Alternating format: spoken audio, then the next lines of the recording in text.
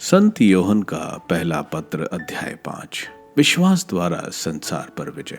जो यह विश्वास करता है कि ईसा ही मसीह है, वह ईश्वर की संतान है, और जो जन्मदाता को प्यार करता है, वह उसकी संतान को भी प्यार करता है। इसलिए यदि हम ईश्वर को प्यार करते हैं और उसकी आज्ञाओं का पालन करते हैं, तो हमें ईश्वर की संतान को भी प्यार करना चाहिए। ईश्वर की आज्ञाओं का पालन करना, यही ईश्वर का प्रेम है। उसकी आज्ञाएं भारी नहीं हैं, क्योंकि ईश्वर की हर संतान संसार पर विजयी होती है। वह विजय जो संसार को पराजित करती है, हमारा विश्वास ही है। संसार का विजयी कौन है? केवल वही जो यह विश्वास करता है कि ईसा ईश्वर के पुत्र हैं। ईसा मसीह जल और रक्त से आए, न केवल जल से बल्कि जल और रक्त से। आत्मा इसके विषय में साक्ष्य देता है, क्योंकि आत्मा सत्य है। इस प्रकार ये तीन साक्ष्य देते हैं, आत्मा,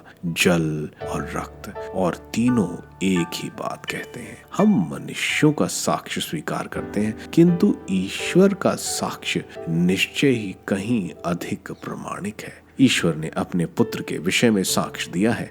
जो ईश्वर के पुत्र में विश्वास करता है, उसके हृदय में ईश्वर का वह साक्ष्य विद्यमान है।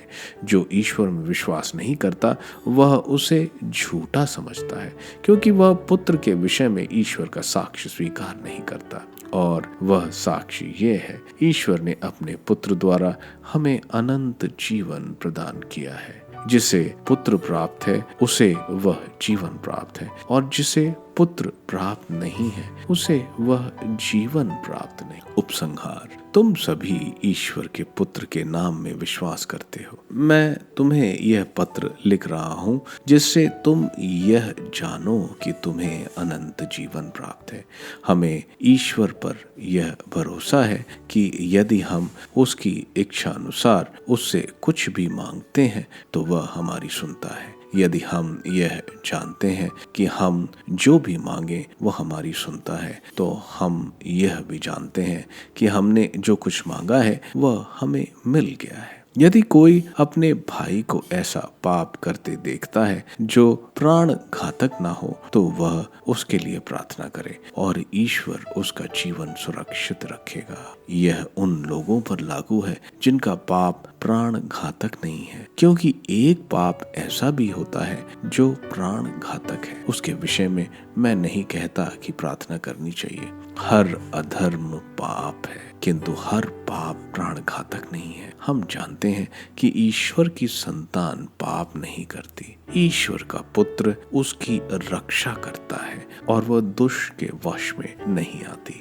हम जानते हैं कि हम ईश्वर के हैं, जबकि समस्त संसार दुष्ट के वश में है। हम जानते हैं कि ईश्वर का पुत्र आया है, और उसने हमें सच्चे ईश्वर को पहचानने का विवेक दिया है। हम सच्चे ईश्वर में निवास करते हैं, क्योंकि हम उसके पुत्र ईसा मसीह में निवास करते हैं। यदि सच्चा ईश्वर और अनंत जीवन है, बच्चों, असत्य देवताओं से अपने को बचाए रखो।